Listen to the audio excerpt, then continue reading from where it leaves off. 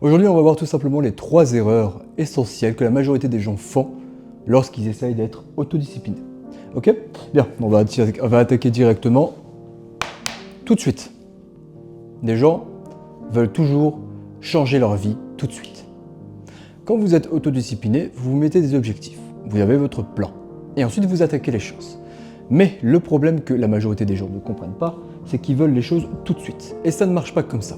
Vous avez votre train de vie, ok? Votre train de vie d'avant, ok? Et vous voulez arriver sur votre train de vie d'après, ok? Donc après. Pour réussir à cela, vous allez devoir faire une transition. Et la majorité du temps, cette transition, elle prend du temps. Peut-être que, prenons un exemple, vous vous couchez d'habitude dans les alentours de 2 h du matin.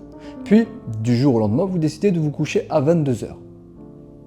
Est-ce que vous pensez réellement que vous allez réussir? Est-ce que vous pensez réellement que votre organisme, même votre corps humain, va vous dire « Ok, très bien, tu sais quoi, on va aller se coucher d'un coup à 22 h ». Non, à part si bien sûr vous faites des choses spécifiques comme peut-être éviter la caféine, faire énormément de sport durant la journée ou vous tapez peut-être une nuit blanche. Ces choses spécifiques vous permettront peut-être de changer votre vie, changer votre routine du soir une seule fois. D'autant plus que le cycle circadien ne vous permettra pas non plus, bon, le cycle circadien pour ceux qui ne savent pas, c'est vraiment le cycle du sommeil, enfin pas réellement le cycle du sommeil, mais les heures du sommeil où vous allez vous coucher. C'est-à-dire que quand il fait noir, votre cycle circadien s'active, ce qui fait que vous allez vouloir dormir. Mais revenons à notre thème principal, tout de suite. La majorité des gens, ils veulent que leur vie change tout de suite. La majorité des gens, ils se disent « Ok, très bien, je veux tout simplement aller à la salle de muscule ».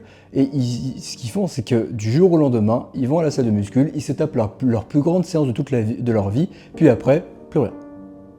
Pourquoi, à votre avis? Parce qu'ils ne savent pas mesurer leur progression. Ils ne savent pas faire une transition qui est tranquille et large. Si vous voulez passer d'un point A à un point B, il va y avoir un chemin à parcourir. Et c'est la transition. C'est normal. Je ne me suis pas levé du jour au lendemain à 5 h du matin. Non, ce que j'ai fait, c'est que j'ai réduit mes horaires de 15 minutes. D'habitude, je me levais à 7 h. Bon, c'était il y a très longtemps. Et j'ai réduit de 15 minutes.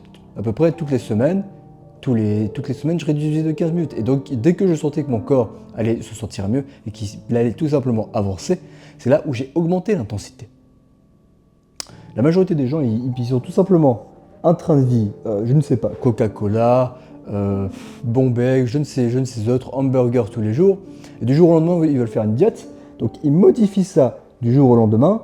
Puis après, ils s'étonnent que c'est dur, qu'ils n'y arrivent pas, qu'ils ne veulent pas. Non, c'est pas comme ça.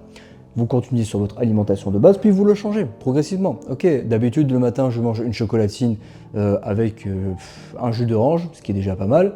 Je vais rajouter une pomme. Et peu à peu, je vais diviser en deux ma chocolatine. Peu à peu, je retire ma chocolatine. Et je garde une pomme, un jus d'orange et peut-être quelques fruits en plus. Des céréales ou du lait, je ne sais autre. Vous devez comprendre que la discipline, ça mise sur le long terme. L'autodiscipline mise encore plus sur le long terme. L'autodiscipline, c'est principalement réaliser vos projets.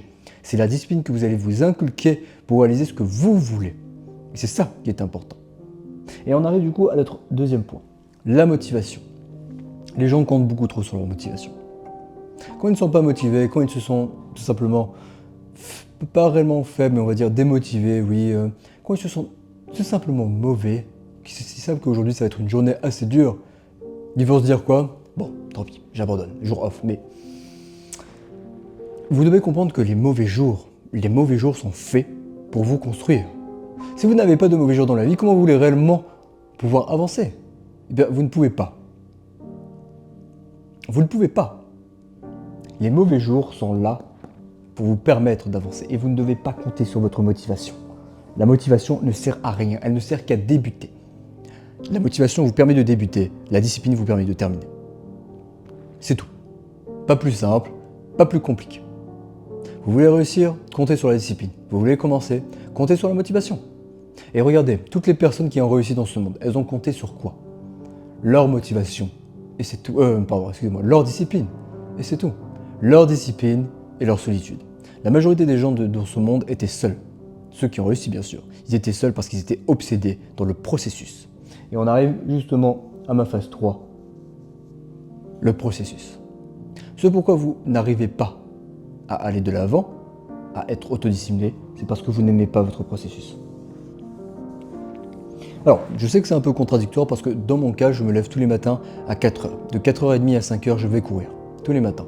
Il y a des matins où, quand j'ai commencé ça, je détestais ça. Mais je détestais aller courir, c'est parce que c'était l'une des choses que je détestais faire et qui me permettait de prendre l'avantage face à moi-même. C'est surtout ce pourquoi j'allais courir. Mais si vous n'aimez pas votre processus, si vous n'aimez pas le fait de grandir, si vous n'aimez pas être, je ne vais pas dire heureux parce que c'est un sentiment, être heureux, mais si vous n'êtes pas en paix avec vous-même sur le fait de faire votre processus, vous allez jamais y arriver. Tout simplement. Si vous n'aimez pas aller vous entraîner au basket et que au final vous devez devenir un très grand basketteur ou un basketteur pro, ne comptez pas sur ça. Ne comptez pas sur ça. Quand l'organisme, quand le cerveau, en plus je ne vais pas vous mentir, le cerveau n'est rien d'autre qu'une question de perspective. Quand vous n'aimez pas quelque chose, c'est simplement une question de perspective. C'est comme les goûts et les couleurs, ça change avec le temps. Parce que votre cerveau évolue, tout simplement. Donc quand votre cerveau n'aime pas quelque chose, il ne va pas se forcer. Et c'est normal. C'est normal. C'est parfaitement normal. À part si vous voulez grandir. Et ça, c'est une raison de ce pourquoi, exemple, David Goggins, il se tape 100 km. Est-ce qu'il a envie de faire ses 100 km? Non. Mais il se tape pour faire grandir son cerveau. Mais si vous n'avez pas cette mentalité, alors ça ne sert à rien d'aller dans le processus pour vous faire du mal. Si vous n'avez pas cette mentalité, alors mieux vaut aller dans le processus pour tout simplement l'apprécier. Donc, je vais écrire apprécier comme ça. L'apprécier. Prendre du plaisir dans le processus. Vous devez prendre énormément de plaisir lorsque vous êtes dans le processus. Si vous ne prenez aucun plaisir, si vous n'aimez pas ce que vous faites, vous êtes mort. Vous êtes mort pourquoi, à votre avis? Parce que vous allez faire quelque chose que vous n'appréciez pas. Et c'est le fait de faire quelque chose que vous n'appréciez pas qui va vous permettre d'avancer. Mais pour la majorité, d'abandonner. Bien, c'était les 3 erreurs sur l'autodiscipline. Si cette vidéo vous a plu, n'hésitez pas à lâcher un commentaire, à tout simplement liker. Si vous avez simplement une question sur quoi que ce soit, n'hésitez pas à m'envoyer un DM sur Instagram ou tout simplement écrire votre question en commentaire. Je me ferai un plaisir de pouvoir y répondre.